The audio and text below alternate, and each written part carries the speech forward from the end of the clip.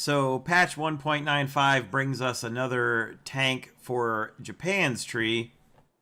And I kind of hesitate to use the word new when I say another tank, because as near as I can tell at least, the only difference between the Type 90B seen here and the regular old Type 90 seen here is you have to look pretty closely, and on the lower front plate and right here on the Type 90B, you've got some additional panels. And what I can tell from, or what, as near as I've been able to tell anyway, is these are mounting brackets for a mine flail.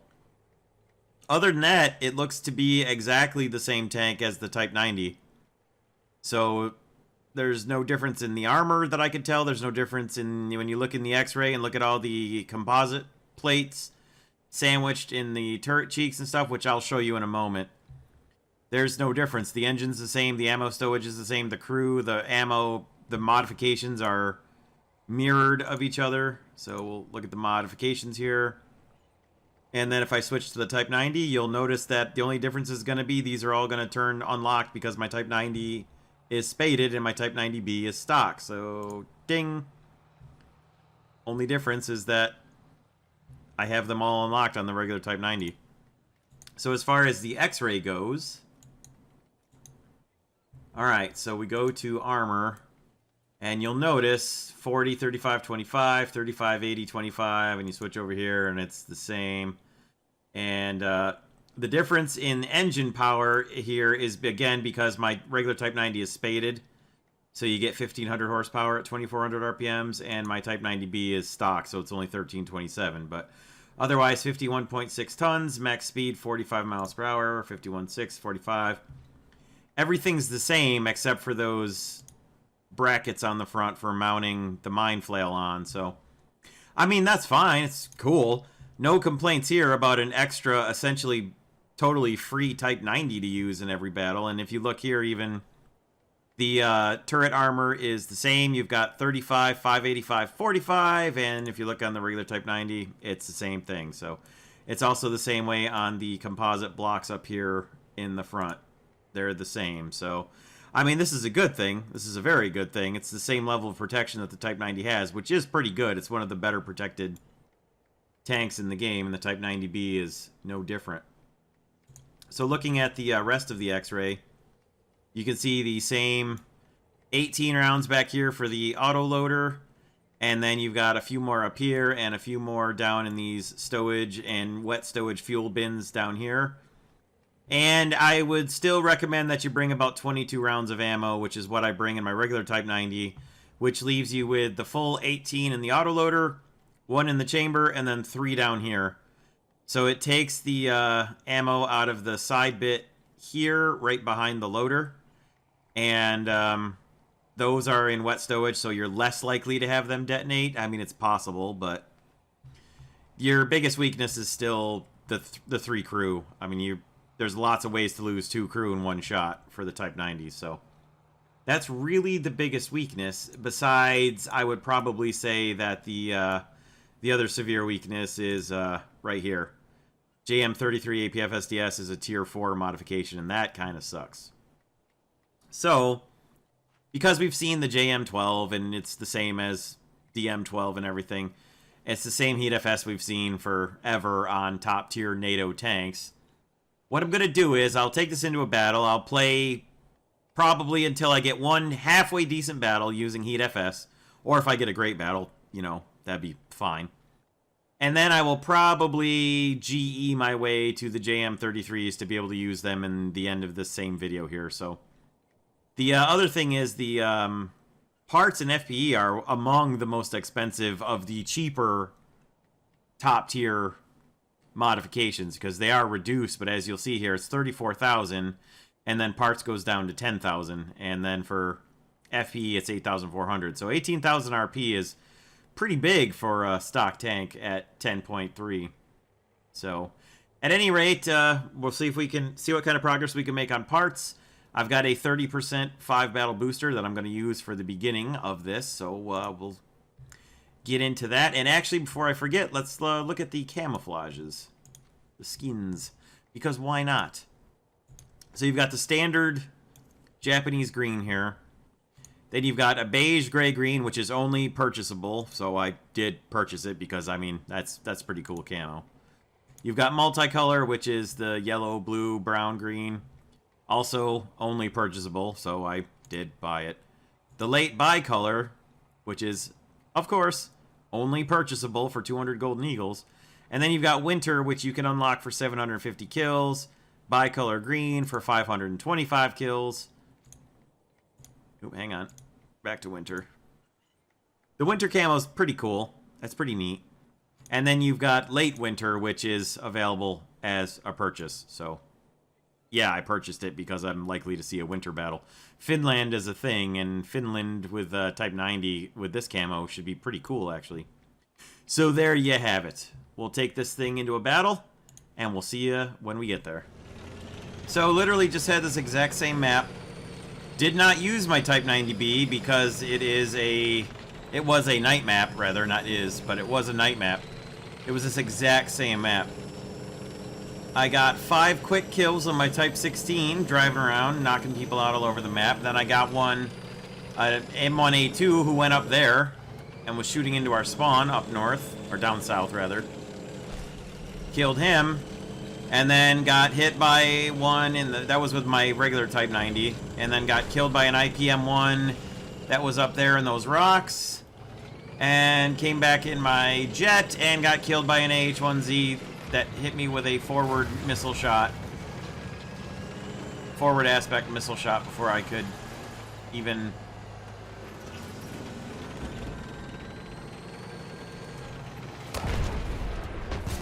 Oh. That's amazing. That's just amazing. All that composite armor and the shell just goes right through like none of it's there. Well, that was fun. I'm going to try to get up to the center point here. I'm not going to try and get down to A because it's just going to be too slow of an approach to get this thing moving, and it's too naked from up here and stuff. So I'm going to go up here and try and draw attention and maybe help our guys get into A rather than try and get it myself without any FPE. Although, if I take any hits and I have to repair, I'm going to have to go for A, so it's a calculated risk.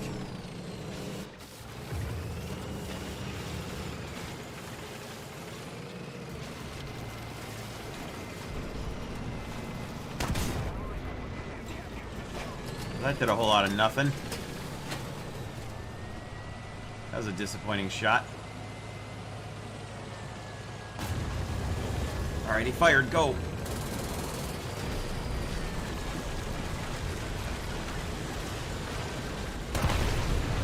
That was a big hit. Big hit on him. Oh, that was not the shot we wanted. Very much not the shot we wanted right there. Come on, come on, come on. Not the shot I wanted again. Boy, a kill shot would have been nice there. So I ended up getting 2 assists on those 2 tanks. And we had this battle 100% sewed up and won. And then we gave it away and lost it. So I ended up with 1,200 points towards my parts, which isn't too bad, but it should have been more than double that because we should have had a victory. It was literally at the last possible second we lost it. Look at this. Look at the bottom of our team. Oh. Alright. Let's see if we can do something better here. What do we got for teams? Us in America, that's slightly better. Alright. Oh, please don't all go up there and camp.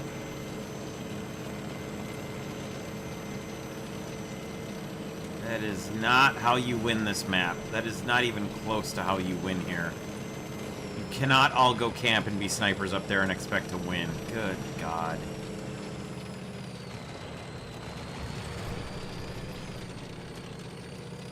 Well, the helicopter will convince them real quickly not to sit up there and camp. I'll tell you that. Look at... Oh my God. Look at this.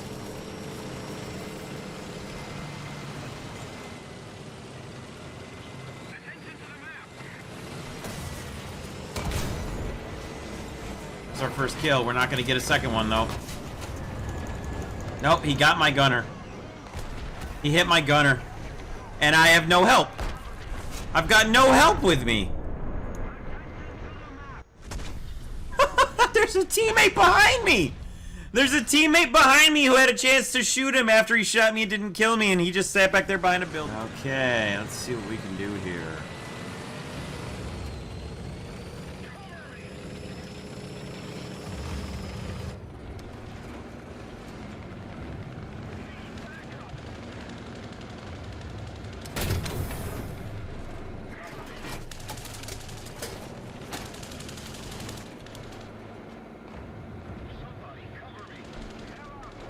Alright, well, we gotta capture anyway.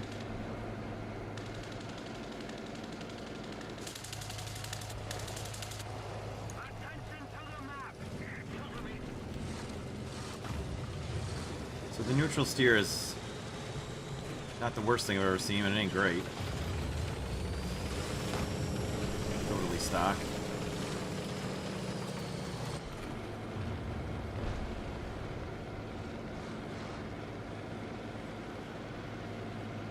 Somebody's up on Charlie, but I can't see him from here.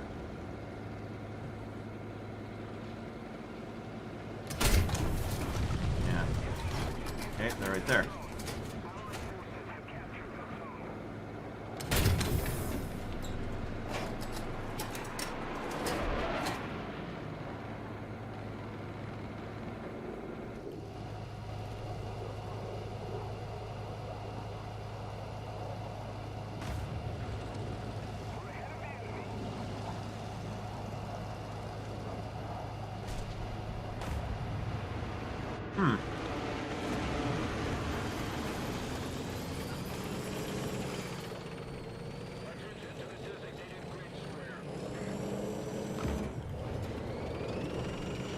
That is not a friendly shooting from up there.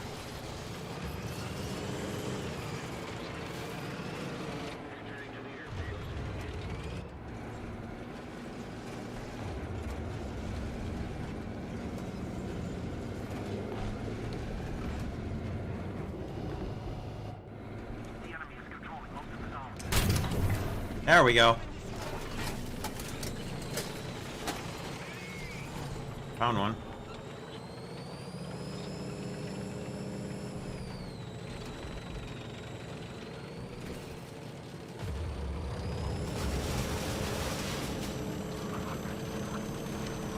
Now, you know they're going to be all the way up here. There's no way they aren't, so... I'm not going to go out into the open back there.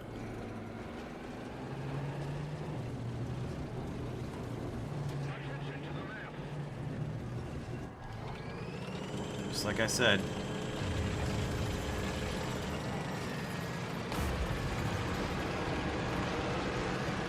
Can we possibly make it? I don't think we're gonna make it. We're just barely... not enough engine power. Not enough engine power. Oh well, it's alright. What we gotta do now is head for the sniper hill. Boy, this thing is a struggle without any engine power.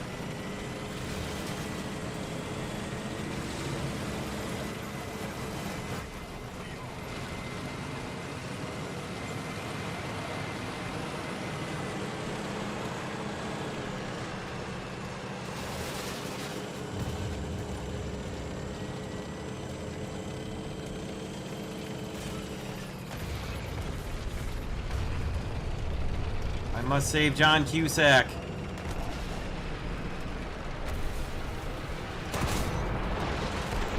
I may have just saved him.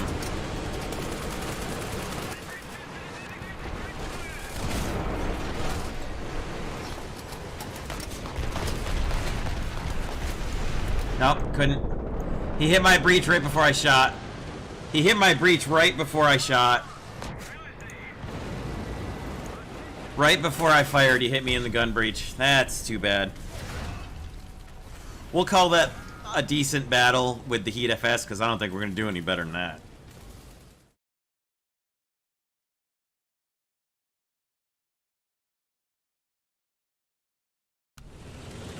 Alright, well, there you can see the Golden Eagle upgrade path I took to get to JM33s. And I did it directly after the last battle that you saw where I got the 2 kills. I didn't even play any battles in between. I was like, what, around halfway-ish to having parts.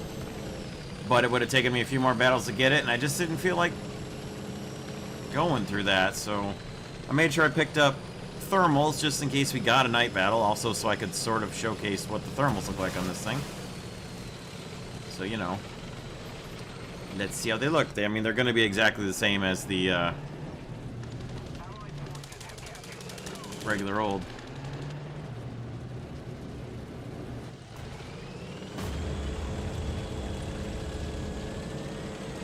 The regular Type 90, so...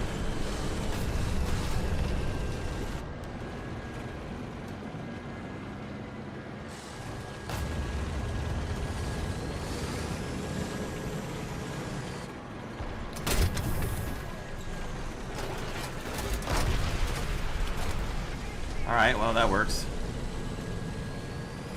I saw the Abrams there.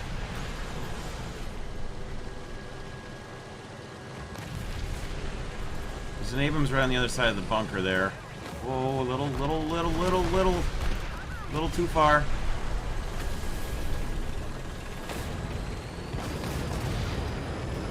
Come on, go. Get down! There we go. So yeah, I mean, APF SDS is a literal world changer for this tank. I mean, besides obviously the other modifications that you're gonna have to get unlocked before you can get APF SDS, it's just a light year world of difference from the stock experience, which is not surprising in the least.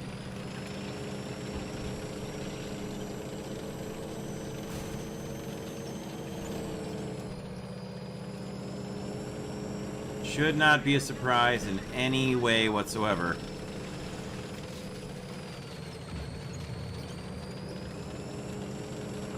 Once you get the engine modifications, it'll be an even better tank to drive, and honestly...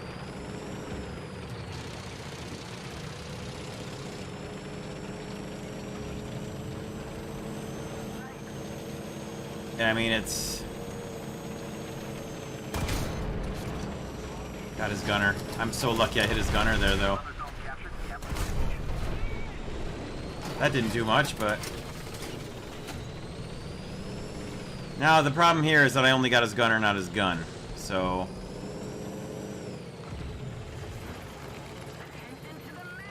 Probably he's gonna have his gunner back. Yep.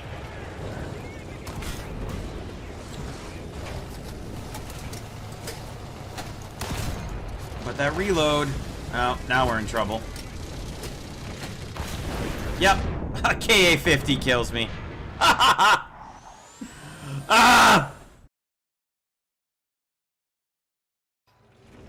Alright. Let's see if we can, see if we can make it over to the side here. We did not get a favorable spawn by any means. Not even close. So far back from where we want to be.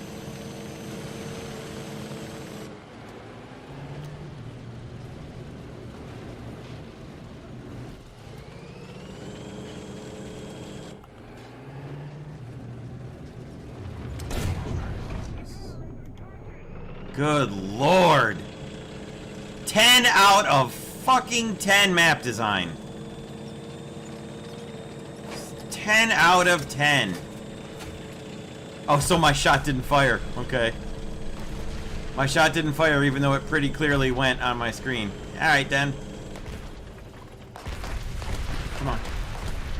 Come on, there's one right there. I can see him. Come on. God. Jesus, back up.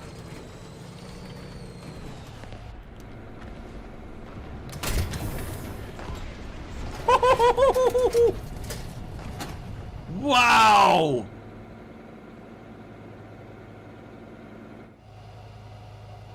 Holy cow, that missile went ballistic as soon as I killed the guy guiding it. Wow.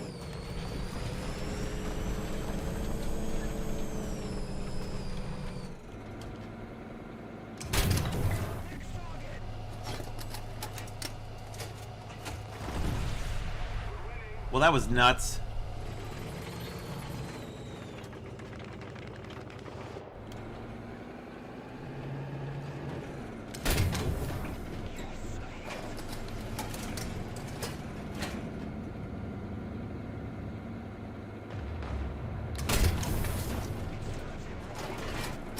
See if we can put another fire in this guy. What is going on with my gun exactly?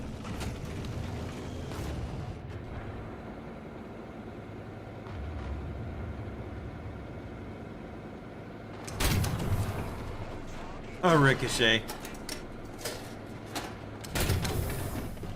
There we go. There's the third fire for him. There we go.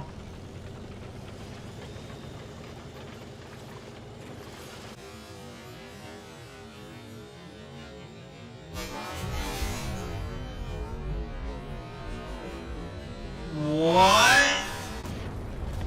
What? What was that shell? Where did that one go? What the hell? Where did that shot go?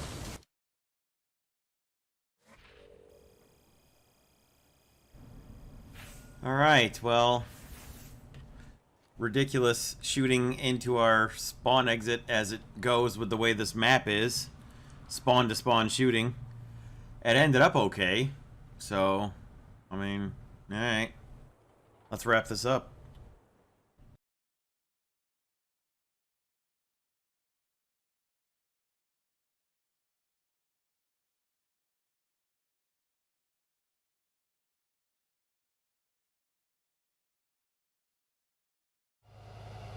Alright, one thing real quick that I forgot to show you guys. What did the Type 90B say when it saw a spider?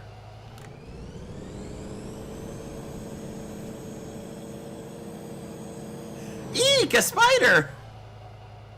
Look at this thing. Ah, that's good stuff.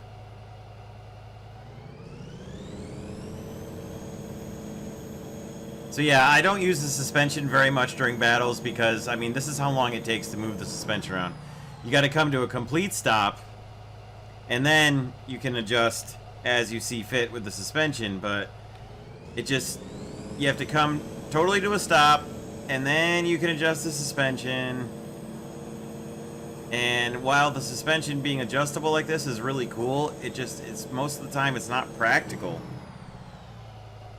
It's neat, but, like, I mean, in the last battle when I was up on the rocks, I could have used it to adjust the front of my tank around and help climb the rocks better, but most of the time it's just not practical. Unless you get stuck somewhere and it becomes really useful, that's when you can actually use it. But, okay, time to wrap it up.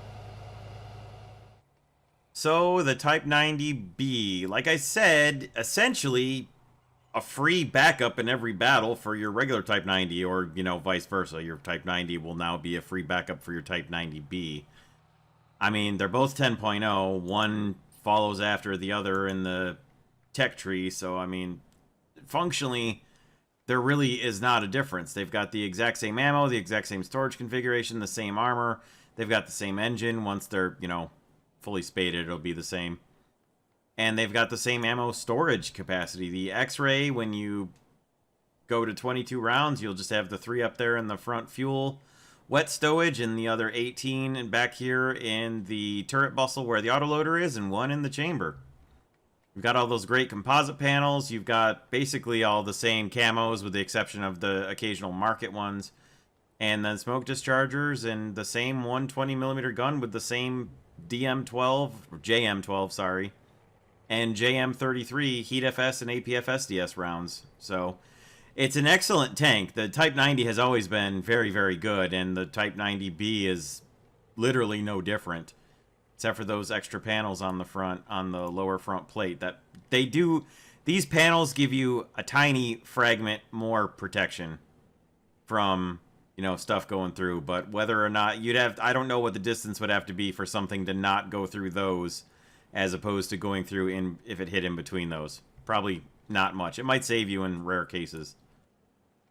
But anyways, I do like the tank, and I think it's going to be a great extra asset for top tier Japan.